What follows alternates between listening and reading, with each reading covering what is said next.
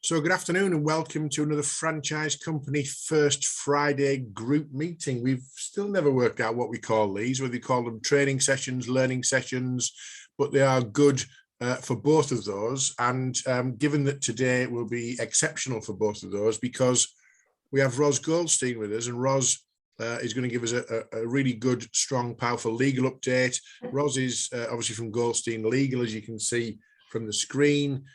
If you don't follow this on video, then you'll still be able to access the audio content as a result of Roz's presentation. Roz, I believe you have shared access rights. If you would like to take over the screen and get ready to present your legal update for us, that'd be absolutely. Yes. So does that right? So is everybody seeing my screen now? No. Are we seeing it now? We are. Okay, over to you then, Roz. Okay, so there's a fair number of us on the call today, and I'm going to assume that people have logged on to a legal update, not just because they love legal updates per se, although maybe they do, but that people actually might have specific issues that they want to know about. So I always treat presentations in a very open format. So I'm quite happy for people to jump in and ask questions or put them in the chat box, because it's going to work best if it's a, if it's a two-way process, in other words. So, where you've got experiences you want to add to, or questions or whatever, please just jump in and say. You don't need to stand on ceremony with it. Now, what do I do to move to the next? Should come up at the bottom. What? There you go. Oh yeah, we're not going to do this. Marvelous. Right. Okay. So here was, in a broad outline, the things that I thought that I would cover today. There have been some recent legal developments. Some are more directly relevant to some of you than others. Some of them are quite specific to whatever kind of sector you're in. So there might be some things that affect more of you than others. But again, shout where you think there are things that are relevant. So what I do like to talk about when I'm going through legal presentations with people is just to look at some of the basics, and it's what I call escape routes for franchisees. And I know that sounds a little bit kind of negative, but bearing in mind we have a lot of franchisors or people who work for franchisors on the call, I think it's quite important to make sure that people understand sometimes how easy it is to make little slip-ups or to miss things which have the result of letting the franchisee effectively get away with something without complying with the terms of their agreement. So in that respect, there's going to be 4 things that I'm going to touch on. One is just basic paperwork errors and things that we can all make sure that we do better with paperwork. Secondly, a very interesting case that not a lot of people are talking about, but it does have significant implications for franchising. The recent case in relation to the post office and how that impacts on good faith obligations.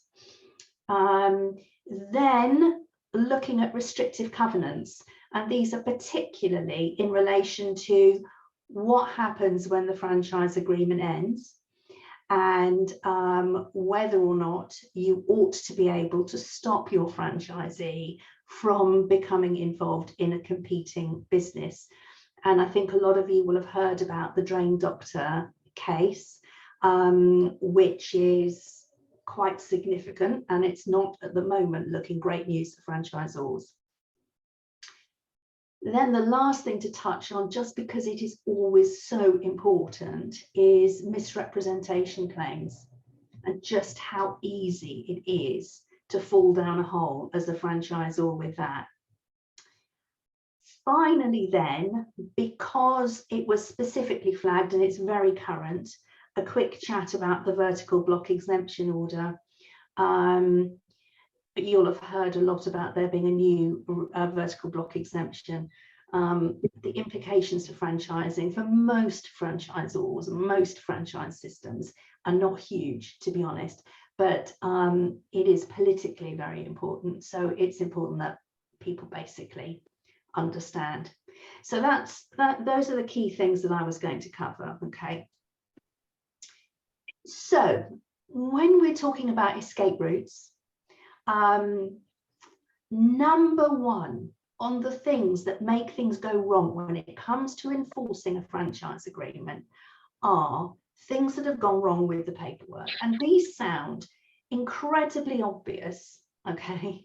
But nevertheless, we can have a chat at the end of this segment about the way that everybody seeks to avoid these. So one thing that happens, and it happens frighteningly often, is that the franchisor can't find the signed franchise agreement. So it's a bit difficult to enforce the terms of your franchise agreement if you can't actually prove that you had it. Franchisors sometimes work on the assumption, well, we were sending out this standard template, or this is the one that I emailed to them, so therefore this is the one that they signed up to. Now, okay, maybe that will work in court, but maybe it won't. You're giving yourself an additional hurdle to jump over if you can't even prove that there is a signed and executed version of the franchise agreement. The other thing that happens sometimes is that you think that there isn't a signed franchise agreement, and then the franchisee decides that there is one and finds it. So just some basic paperwork processing is kind of important. So yeah, that's the other point. You think the agreement was signed, maybe it never was, maybe one party signed it and the other party didn't.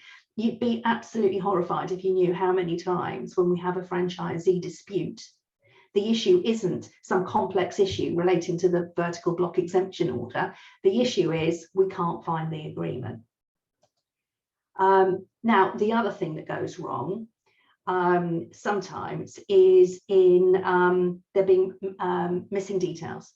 So the name of the guarantor is not in it, or the name of the number of the percentages of shares that they can have was supposed to be stated in it and isn't stated in it. And then the other blunder that comes up is things not being signed properly. So sometimes I have known franchisors sign themselves on the line that says franchisee's guarantor instead of the franchisee guarantor signing it. Now, of course, if you're trying to enforce a guarantee and you didn't actually get the individual to sign it and instead you signed it yourself, it's pretty hopeless. You won't be able to enforce. When it comes to personal guarantees, you really have to have it in writing.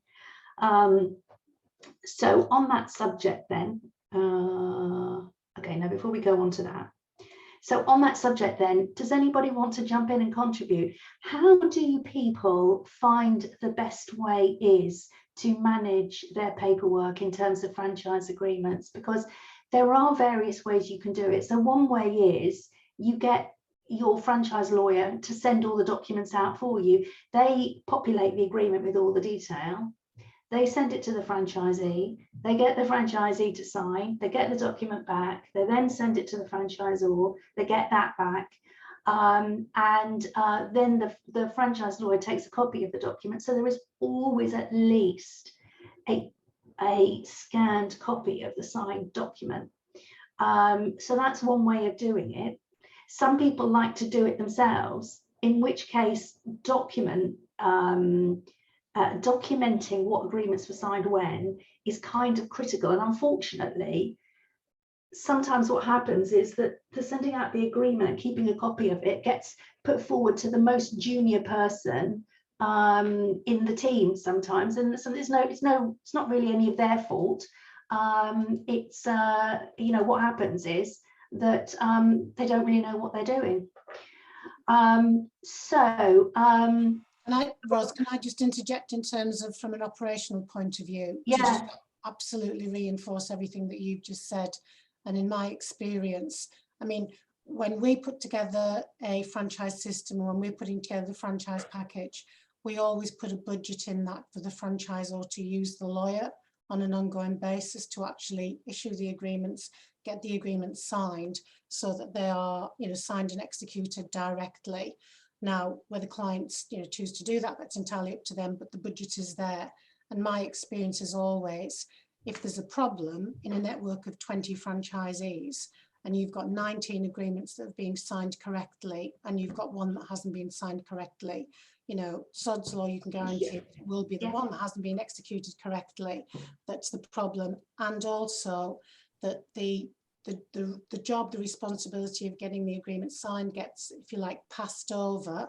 I kind of hesitate to say passed down, but the person who originally started doing it, you know, maybe when the franchise was new, then leaves, or it gets passed on and passed on and passed on. And again, it generally ends up with someone in an admin role, and they just potentially don't understand the significance and don't really understand the technicalities of it either. So again, from an operational point of view, just absolutely reinforce what you've said, and there are ways to avoid it. I think Simon's got his hand up. Simon, did you want to? Yeah, just a quick one, really. So can you execute a franchise agreement by having it signed through DocuSign or Adobe PDF? And do you have to be and do you have to meet the person face to face? Right. Okay. So DocuSign can work, and it is very good when it works. There is a question mark. So there's a watch this space thing about how that works when something needs to be witnessed. In other words, where something needs to be signed as a deed. Because technically, getting something signed as a deed through DocuSign is not that easy. Now, I'm quite sure that DocuSign say that it can be done, but there's a moot point at the moment about the enforceability. Now, does this really matter? No, except for one circumstance, that being where you have a personal guarantee, and the personal guarantee now needed to be signed. Ideally, the most effective way of making a personal guarantee enforceable is to have it signed as a deed. And signing it as a deed means that it has to be witnessed in person. And the reason that people want a document signed as a deed is that when it comes to a guarantee, you get round the problem that the guarantor themselves personally is arguably not giving consideration, as it's called, because it's not them that's running the business, it's their limited company. And therefore, there's an argument that it's not a binding contract, because to have a binding contract, you need offer, acceptance, and consideration. So just to close possible loopholes, you want your personal guarantee to be signed as deed. Now, that is where there is a question mark about the enforceability of documents through DocuSign. In all other respects, it's excellent. Does that answer the question? Now, in the fullness of time, because, you know, we are waiting for, at the moment, there's no case law on it, because it's all a bit just too new, and the legal process needs some time to catch up with it. And I think in terms of legislation, no government's got the time to legislate for something like that at the minute. I think it's going to be interesting. Sorry to interrupt. I think it's going to be interesting where a lot of franchise agreements are being executed during the pandemic without face-to-face contact, and I think it's only a matter of time before that comes up. I think you're right, Simon. Yeah, I think you're right. You know, we'll keep an eye on DocuSign because it is so convenient. But there's a big difference between getting a document signed in hand and getting it done face to face. You don't have to. The document doesn't need to be signed face to face as between the franchisee and the franchisor. It's quite okay for the franchisor to post it, or for their lawyer to post it to the franchisee, get it signed. The franchisee has to find somebody local to them who can witness their signature if there is a deed and a guarantee. They then send it back. Lawyer then sends it to franchisor, and job done. So they don't have to be, even in the pandemic. People don't need to be face to face. So if it comes through a lawyer, then are you verifying that the document's been executed by the individual that's intended to have it executed with? Is that what you're doing if you go through a lawyer? So what the lawyer's doing is making sure that it was properly completed and properly executed. That is sometimes more tricky than it looks. And just as Julie was saying, it may be that somebody senior in the organisation understands the importance of all the blank spaces that need to be completed. But, you know, exactly as Julie says, the document tends to get, the admin tends to get passed from one person to another within an organisation. And eventually the person who's doing it doesn't really understand. You can easily make a mistake by putting the signatures in the wrong place. And if you've not got a keen eye to it, you're going to miss something. So the point of getting the lawyer to do it is just to make sure that they document, they check the agreement. First of all, they've completed all the details properly. Secondly, they've sent it to the parties and got the parties to sign in the right bits. Thirdly, if something hasn't been signed in the right bit, they're going to spot it and send it back out again. And then fourthly, the lawyer is going to have a scanned copy. So even if the original gets lost, which is not ideal, but even if the original is lost, at least you have a solicitor who can say, this agreement was in my possession in a hard copy signed format on such and such date. And I can therefore certify that this document is a true copy of the original. So you're relying on the solicitors, because of course the solicitors can give a statutory declaration to that effect, but it's harder for other people to. Can I interject with a scenario that happened recently? Yeah, sure. Yeah. So we were managing one of our clients' signing of document, and the franchisee sent their copy back, and they hadn't signed where they were supposed to sign, but the witness had witnessed their signature, which was actually a blank space. So I sent it back to them and said, you need to sign this, but the witness needs to re-witness you signing it. And they sent it back, and I said, there's still only one signature by the witness, so I had to send it back again. And we had to have a phone call and I had to explain to them that, you know, the witness had to witness you signing that signature. So it came back with 2 witness signatures on it finally. Yeah, I mean, it sounds really pernickety, and you know, from a lot of perspectives, it doesn't matter, but it's just that sod's law thing that Julie referenced. It'll be that time when you need to prove that the personal guarantee was signed and witnessed correctly. It'll be that time that you can't prove it. Now, there's a couple of comments here. Ed says, can that approach work on an international basis as well? I.e., they can sign the document with someone witnessing in this country. So I don't know. Can you just talk me around what you meant exactly, Ed? Yeah, sure. So a lot of my experience has been, recruiting franchisees internationally, and we used DocuSign because it was fantastically easy to use. But hearing you talk about having somebody in person witnessing the document being signed, I wondered if is that something that needs to happen, or kind of. Okay, so does it not so matter so much because it's international? Is it? Yeah, I'm just trying to understand. Yeah, okay. So question number 1 is the agreement subject to English law? If it is, then yes, it works exactly the same way. So it doesn't matter if the franchisee is based, I don't know, in Spain, so long as they've got somebody in Spain who witnesses their signature, then it works. Yeah.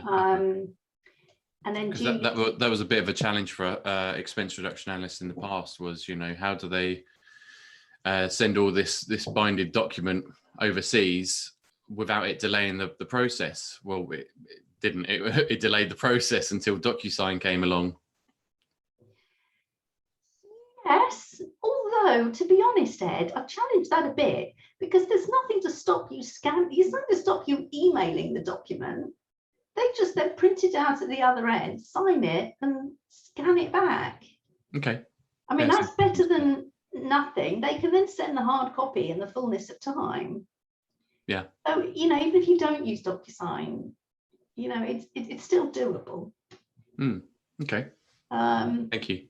And then Julie's point was budget for the lawyer getting the agreement signed should be built into the initial franchise fee, and then the franchisee is paying for the service. Yeah, absolutely. And in fact, you know, lawyers don't charge much for it. I don't know, $250, something like that, per agreement. It's not an expensive exercise, but it's quite a useful insurance policy. If you don't do that, then you have to be really careful that you have a checklist system internally, and that somebody is making sure, has person A signed here, here, here, has person B signed here, here, and here. Did you add in the detail of the territory? Did you add in the company name? Did you add in the guarantor's name?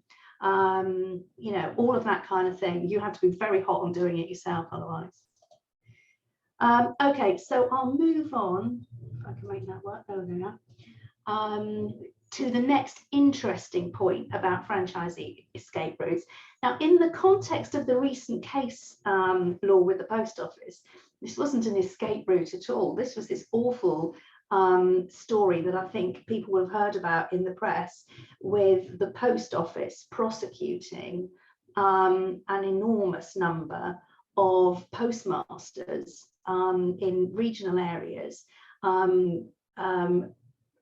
for and terminating their agreements on the grounds that these people have fiddled the numbers. And it turned out to be a very shocking discovery that actually people weren't fiddling their numbers. The software was wrong, but the thing that made it the most shocking was that by the time it came to trial, it was evident that the Post Office knew that their system was wrong, and yet they were still prosecuting and sending people to prison. So it was a really shocking case. So the case I'm talking about here is Bates versus the Post Office in 2019. Now, this is very interesting for franchisors on the subject of what we mean by good faith.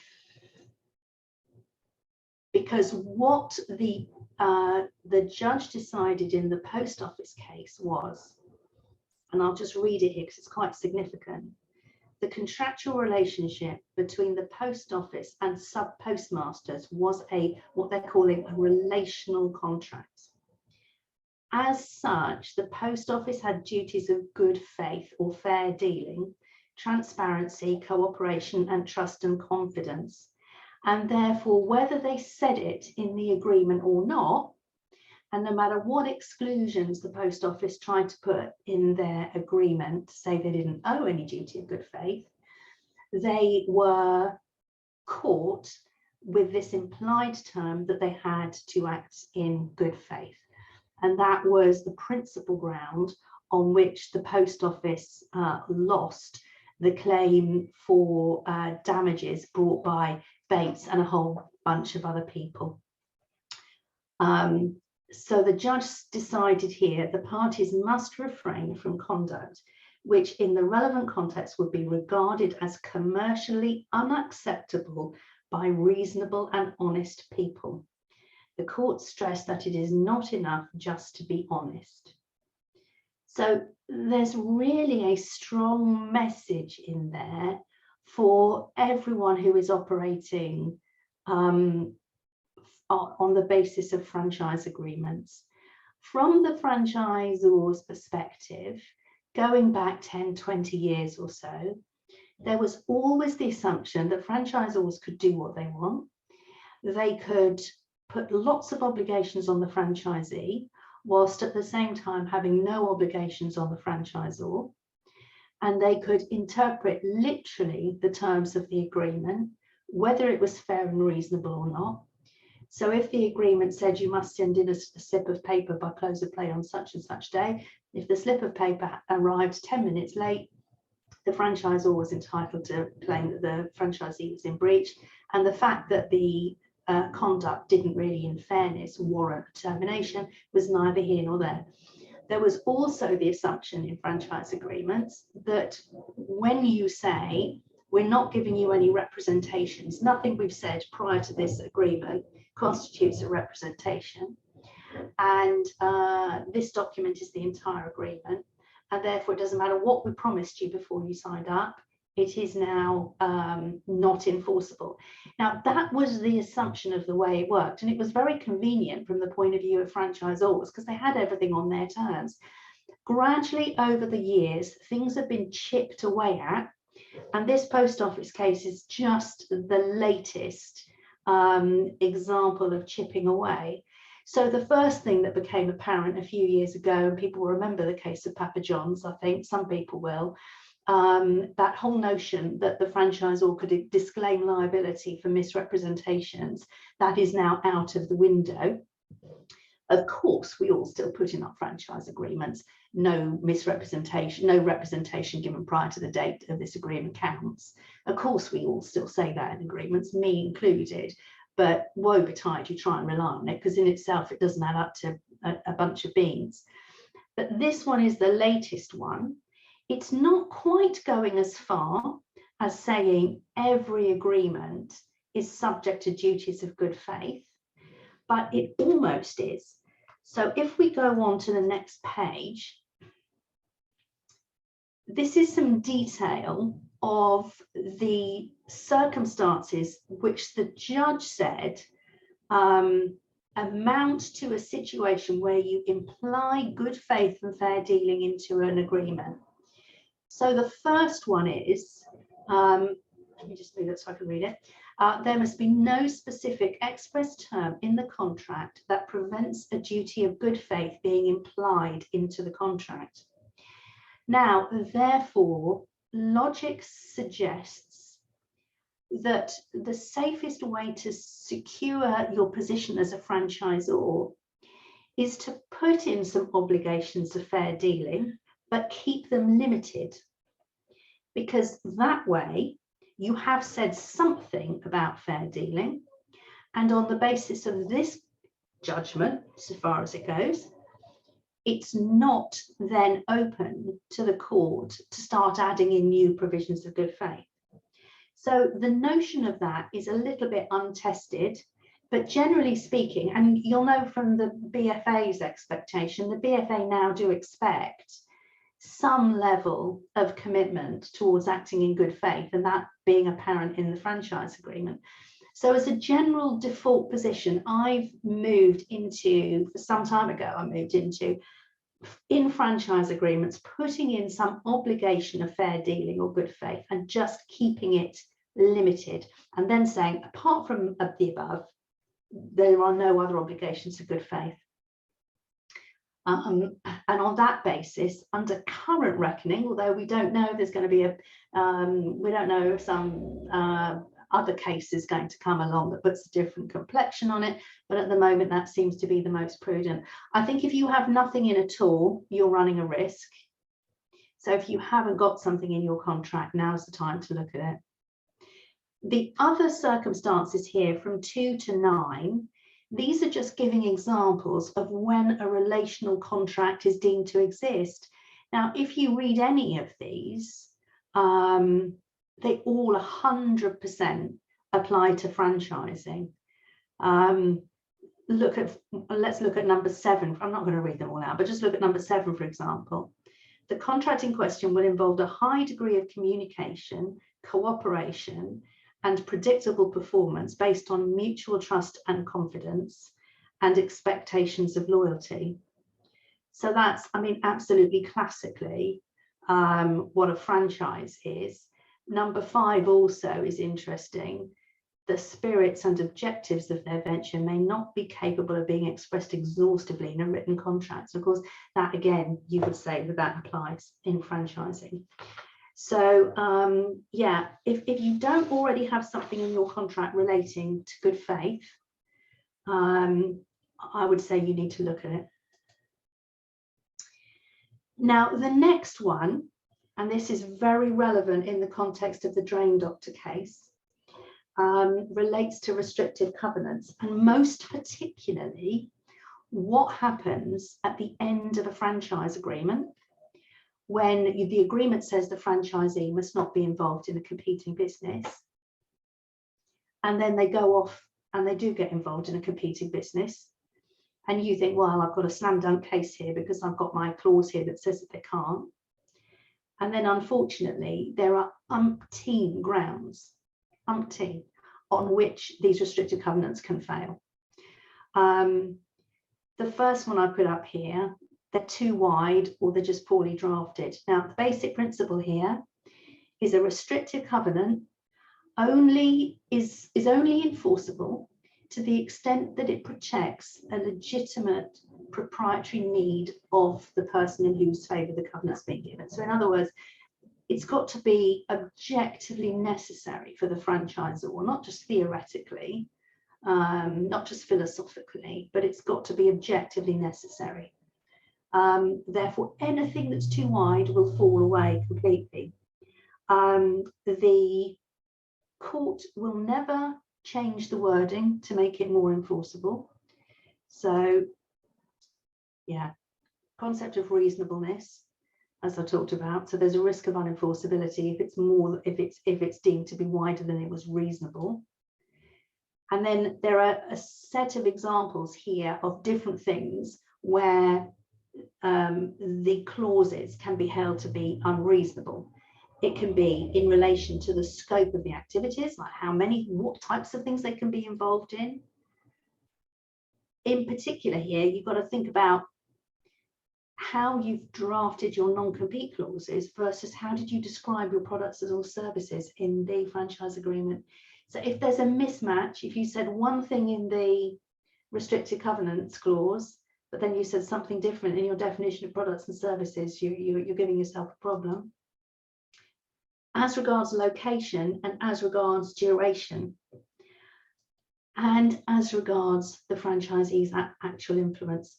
So I'll give you location and duration just to give you some examples. Let's say you can't be involved in a competing business within a 10-mile radius of the premises for 24 months after the agreement ends. So first of all, location, 10 miles from the premises. Was that objectively necessary? So if somebody's got, I don't know, a fast food restaurant in Ealing, can they really not, after the end of the contract, go and set up another fast food concept 9.5 miles away? Because realistically, that isn't going to be competing with the fast food outlet in Ealing. If the court decides against you on that point, they just cross the whole thing out. They just cross out the whole line. They don't say, oh, well, 2 miles would have been more reasonable, so let's put 2 miles in instead. The whole thing goes. It's the same with duration. 24 months, generally speaking, 24 months isn't enforceable. 12 is generally, 24 months generally isn't. So if you've put 24 months in, then the franchisee is competing at month 6. Then you take them to court and say, well, they're doing it within 12 months. That would have been reasonable. The court will say, well, no, you didn't say 12 months. You said 24 months. I'm not going to change that to 12 months. I'm just going to cross it out. And then the other area where you can get caught out is as regards the franchisee's influence. So if they only want to go and work in a very junior capacity somewhere else, does it really harm the franchisor if they do?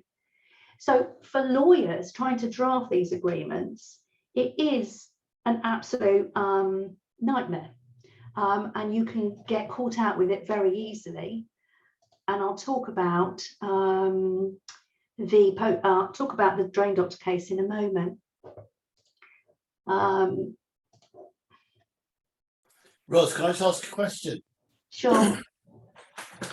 I mean, the drain doctor, you're going to talk about that, but it really has meant that, you know, in my understanding, I mean, it really has become a bit of a lottery, hasn't it? A, depending on what judge you've got sitting in front of you, and B, what the circumstances are.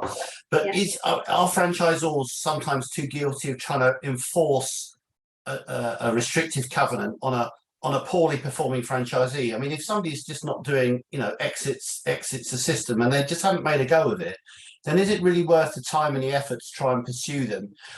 There's one argument to say yes, you must, because that sets a precedent for the rest of the network. But I mean, that was the thing in the Drain Doctor case. I mean, this guy wasn't successful anyway, so why the hell were they looking to nail him to a cross? I know. And Simon, you raise a really good point. And on the next slide, you know, I'll start to touch on it, because effectively what you've got to do if you're going to enforce that position, you very likely as a franchisor need to end up applying for an injunction.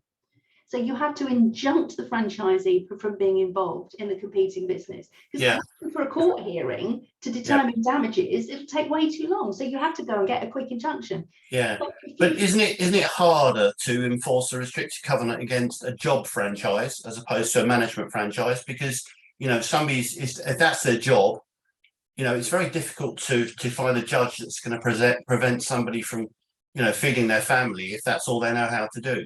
Well, yeah, and let's just park that thought. Yeah, sorry. With the drain doctor case, which is quite interesting, but talking about specifically what you were saying, you've got to consider two things when you're applying for an injunction. The first one is the cost of it. I mean, you are well into five figures, and therefore you've got to think about it from the point of view of cost versus risk. And I'm 100% with Simon. If your franchisee was rubbish being your franchisee, what threat do you think they're going to pose by going off and being rubbish for somebody else? When you're looking at the costs and versus risk analysis of it, it does raise a question. The other thing to bear in mind is that the court will only ever give an injunction on the balance of convenience. So they will say, who is most inconvenienced by the injunction? And is it proportionate? So if the amount of benefit for the franchisor is moderate, but the amount of inconvenience for the franchisee is massive, you're going to struggle to get your injunction anyway. Right, now a couple of people. Yeah, okay, Simon and Julie. Right, Simon, does that answer your question? Yeah, it does, 100%. So I've put my hand down. Okay. Yeah, and then Roz, I was just going to reinforce the point made by Simon and yourself that we had a situation a couple of years ago now with a client who had a franchisee who was, you know, an absolute pain basically, and they threatened to go off and, you know, set up in competition and etc., etc., etc. And the kind of conclusion we came to in conjunction with the solicitors was, okay, let them do it. Yeah. And in fact, the message that was sent out to the network was that they weren't successful anyway. They were even less likely to be successful without all of the support that the franchisor and the system gave them. And ultimately, it was a complete waste of time for them to try and do anything in competition. And once again, they failed miserably, and it, you know, cost them money. Yeah. Does anybody else have experiences about suing for non-competition or their position with franchisees at the end of the term who were involved in someone competing? No, nobody else got. All right, so I'll move on. Drain doctor.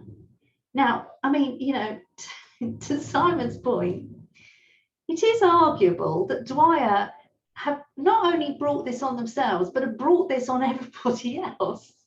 Because if they hadn't taken Fred Bar Limited, the franchisee, and Sean Bartlett, the guy who was running it, to court, we never would have ended up with this judgment, which has now gone on appeal, and we don't have the judgment on appeal yet, but that may not go in favour of franchisors either, in which case there is now a significant problem for everybody in the franchising world in enforcing their restrictive covenants. So it may well be that it's not a cheers to Dwyer for bringing that joy upon us all. Got to blame the lawyer in that situation, though, don't you?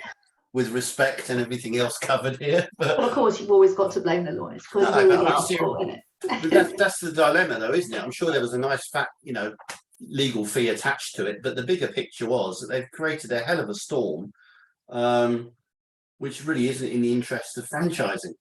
I mean, honest to goodness, no, it really isn't. And if Dwyer succeed on appeal, then good. If they don't, I don't know what we're going to do, because as I'll come on to in a minute, the restrictive covenants in this drain doctor contract were bog standard. There was nothing unusual about them at all. They're the kinds of things we all put in restrictive covenant drafting. There was nothing funny about them. There was nothing on the face of it that most people would say was unreasonable. So anyway, in a nutshell, the things that happened were the franchisee purported to rescind on the grounds of misrepresentation. They lost on the grounds of their misrepresentation. What then happened, though, was that Dwyer wanted to enforce their restrictive covenants.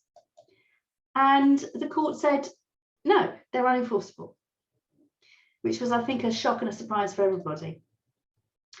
Okay, now there's a schedule of reasons. Some of them are more dumb than others. So I just put some of them up.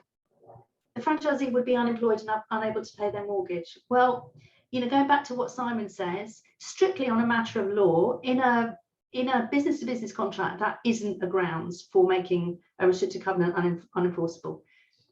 It does apply in employment contracts, but not necessarily in a franchise contract. The agreement was still in its early stages. 1 year was too long. There's no other case law to that effect, really. The 5 mile radius was too broad and that's not enforceable. Well, that may have been arguable on the facts, I wouldn't know. The restrictions were not two-way. Well, why would they need to be two-way? And like I say, decision on appeal is still awaited. Can I just interject, Roz, on that? I mean, Yeah. I'm not a lawyer, and I work with Julie in the franchise sector. I also work outside of that. Those first 4 reasons before the decision on appeal is still awaited, they don't seem, as you've said to each one of them, you've poo-pooed each idea. You know, there's no case law in place, that kind of thing. So why do you think that the court came down in favour of the restricted covenants not being upheld then? Because they don't stand up to ill beans to me. Well, I mean, you've got the general unpredictability of litigation is one point. No matter how great your case looks, and no matter how confident counsel is in your case, there's always a level of unpredictability and risk that the court is just on the day going to make a perverse decision in the other direction. Sometimes the judge listens to one of the parties and doesn't like them, and then just decides against them on a stupid ground. Wow, hang on a minute. Isn't the whole British judicial system based on case law and balance and fairness? That just shocked me to the core, that, Roz, I'm afraid. Yeah, but it's more, this is more like a consumer relationship, wasn't it? That's how the judge looked at it. I mean, Yes. you know, they upheld the stuff that was a little bit too complicated to understand, but when you Yes. start to talk about human factors and hygiene factors, you apply the rule of reasonableness and suddenly this becomes unenforceable, and that's a massive problem, and that's why it's a lottery. Yeah, you know, yeah. depending on who you get. It is, and also the other thing I was going to say, there are judges who understand how franchising works, and there are judges that don't. And if the judge has maybe a history of dealing with employment law cases, his head's going to be in a different space. Nobody, to Nick's point, is going to say in their judgment, the reason I decided against the claimant on this case is I didn't like it. No one is going to write that in a judgment. In fact, they won't even think it. What they will think, no, I've decided it objectively. But you know, we're all human beings. At the end of the day, we make irrational decisions. So I don't know where it's going to go. We will wait to see. Can I ask you when the appeal is likely to be heard? Oh, I think not. It's been heard. We just don't know the decision yet. Right. I think I've heard words to the effect of October. I'm not sure. On the other hand, we did have a good result for Right at Home last year, where Right at Home brought proceedings against a franchisee and claimed that they should be able to enforce the restrictive covenants. And you'll see in this judgment that it went in our favour. The judge said in the middle of that paragraph, the alleged breaches by the defendants went to the heart of the franchise operating model and the purpose of the franchise. And for that reason alone, damages would not be an adequate remedy. It was important for a franchisor to be seen to be able to effectively police their brand and their franchise. So it's not all bad news, because if we now have a Court of Appeal decision in favour of the claimant in favour of the defendant on Drain Doctor, you know, that throws that out of the window, because that's a High Court decision, whereas the Drain Doctor one will take precedence because it's Court of Appeal. Roz, can I just ask, was this the case where the franchisee had been, for want of a better term, seen to be, you know, like setting up a lifeboat operation, siphoning off clients for a period of time and building what was perceived to be, you know, substantial business on the back of the franchise? Yeah. You know, which from a an operational perspective, I guess, is significantly different to the drain doctor case, where the guy, again, my understanding is the guy literally had no money, Yeah, had nothing, and had no financial benefit, and had not done things, you know, to that degree in an underhand manner, basically.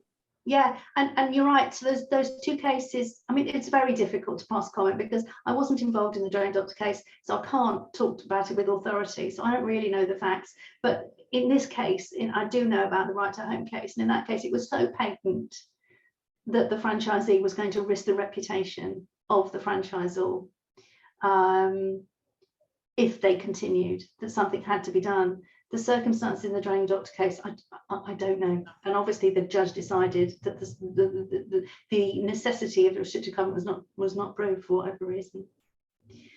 Right, just quickly, I'm conscious of the time, so I don't want to overrun, so I'm just going to scoot through this quickly. Misrepresentation claims. Like I said, oh no, sorry, I'm pressing the wrong way. Right. Let me just put this up. So don't assume that the provisions in your franchise agreement, excluding liability for misrepresentations, or your entire agreement clause will survive. It won't. I mean, we're all going to go on putting it in, like I said at the beginning, but it won't survive now. Misrepresentation, it is an absolute boon for franchisees because it gives them a right to rescind the contract. And if they rescind the contract, then the restricted covenants don't apply to them anymore. Hence, it is often the weapon of choice in franchise disputes where it comes to franchisees. And you've got the other interesting thing, which is that if a director, statutory director of the company, was liable, was involved in making a misrepresentation, they can have personal liability. So it can put the director's home at risk over it. But interestingly, as I just said, Drain Doctor actually won on the point of misrepresentation. So has anybody got any questions for me about, just quickly, about misrepresentation? Otherwise, I'll just jump on to the last bit, which is about the vertical block exemption. Roz, I don't have a question about it. I just think, again, it's worth reinforcing the point that it's a matter of how you actually manage. I mean, you know, Ed's here as well. It's a matter of how you manage the recruitment process and the evidence that you've got and the pathway that you take people through and the audit trail that you maintain and keep to make sure, you know, that you can clearly, hopefully, state and prove that the financial information wasn't misrepresented. Yeah, yeah, and this is where consultants, one of the areas where consultants have a particularly important role, because they can look objectively at the materials that are being produced and sense check it, and stand back, because franchisors are so passionate about their business. You know, they can get carried away with quite good intentions, no bad intentions. They can get carried away with themselves. You need somebody else who's going to stand back and say, no, don't say that, because you're over promising. Anything that's got numbers or forecasts in it is an absolute minefield, and we haven't got time to go through the whole details of the do's and don'ts with it. But you know, if there's one area where franchisors are at risk legally, it's over misrepresentation, and the misrepresentations that were made prior to the franchisee committing and making the decision to enter into the franchise. So essentially, it's really critical that you have version control and managerial control about who is saying what to who. And also, of course, Roz, as you said there, involve the franchise company very early on in the process. But yeah. There's that sales pitch over. Well, it is a sales pitch, but honestly, Nick, I do 100% agree with you. You know, it really is money well spent to get to do that before you. You know, it's money well spent to get somebody else to look at your franchisee prospectus materials. Right, vertical block exemption. I'm going to whiz through this really quickly so we don't all, you know, fall asleep with boredom, because it's not the most exciting topics.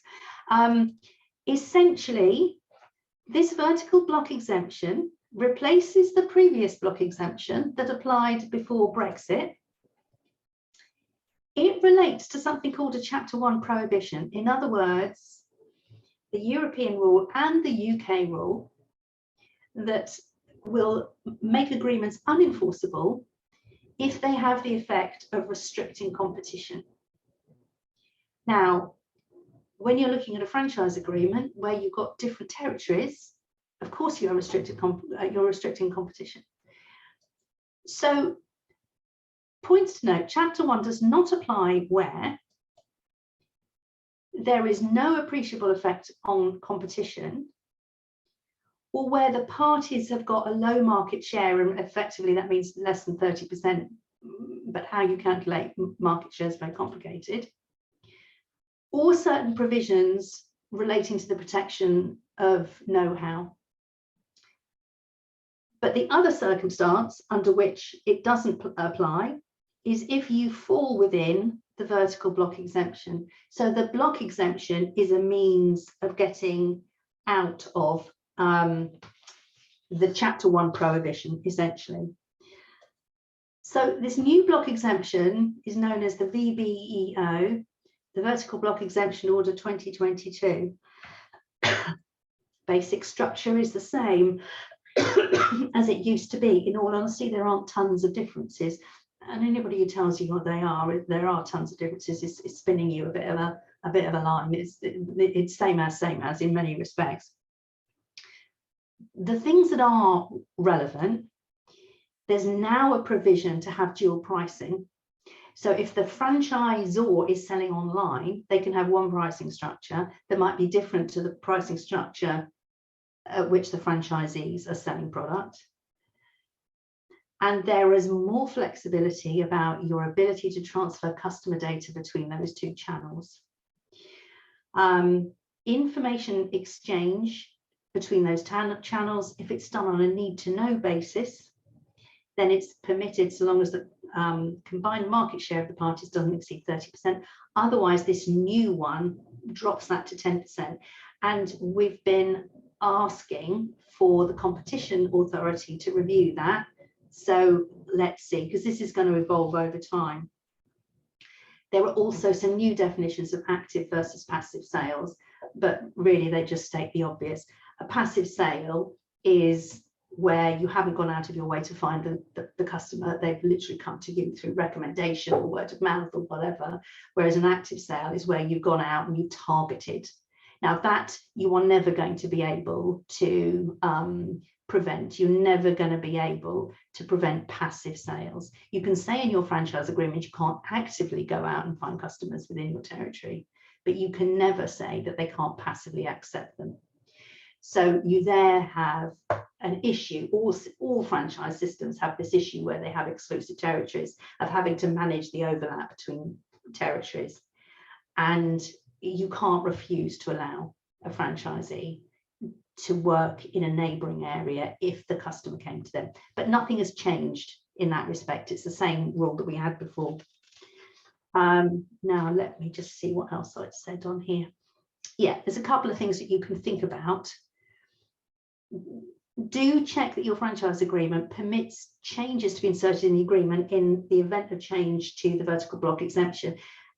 Dubious enforceability of such a clause, but it's a useful clause to have in anyway. If you have a dual system, it's useful to have a look at your data sharing and how that works. If you think you have a market share problem, then you might want to have a look at it, but that is an incredibly specialized area. Some people say this market share thing is a very complicated science. I mean, I'm not even sure if it's a science, it's kind of a dark art. For most franchise systems, they fall below that 30% thing easily. They may not always fall under the 10%. Yeah, Nick's just said conscious of time, Ross. So yeah, I mean, I think I've covered everything that I wanted to comment on. Does anybody have any comments in the couple of minutes left, or are we all tickety-boo? And if anybody did have questions that we haven't had a chance to cover, by all means, directly to me or through Julie, you can email a question and I'll happily answer it. We'll put your full contact details on the end slide, and they'll also be in the what we call laughingly the show notes, which makes us sound more grand than we probably are, by the way, Roz, but they'll be in the show notes as well. So anyone can get directly in contact with you, with any specific questions that they may have. But I am just conscious of the fact that we do, like to run these quite strictly to time, because people are giving up that kind hour, and you've been excellent at doing so. And I think, answered questions as we've gone through. If I can just do the Nick, I think just before we do the end, I think I'd just like to make really kind of 3 key points in terms of summary. The first one is, and particularly looking back on the post office case, which was horrific, franchisors should always behave in what's deemed to be a commercially fair manner. And we would like, to think that everyone within the franchise sector and industry does that, but obviously they don't. Secondly is, whether you're drafting agreements, changing agreements, whatever, always include your franchise lawyer in your discussions as you're working through situations that are changing and updating your franchise agreement. And the third thing is keep records, because if 3 years down the line something gets challenged, you need to show that 3 years ago you actually did act in a reasonable manner. And hopefully the final point is have a franchise system that is commercially strong and robust enough so that franchisees want to stay with you on a continuing basis, to some degree, irrespective of what it says in the agreement.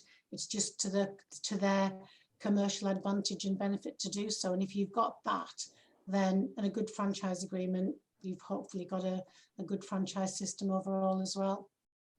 Absolutely, I definitely concur with that, Julie. As I say, we've got Roz's details on here. We've got her email address, website, obviously, and I'm sure, Roz, you're easily found on the likes of LinkedIn and, well known in franchise circles. So there'd be no excuse for someone not finding you, I suspect. So that's great to know.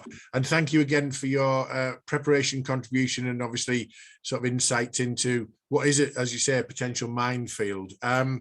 So a little bit of an act to follow that, actually, because next time it's me, but also with Simon from FranRec. It's the 9th of September. It's not, strictly speaking, the first Friday, because I think Julie identified that the 2nd of September is obviously the kids are still off school until they go back the following Monday. So we try not to compete with various things. So the next one's September. We're not running one in August, because obviously for obvious reasons, for holidays, etc. But Simon and I will be looking at building and training your franchise support team, and we go from there on the 9th of September. So I'll just finish off by stopping the recording.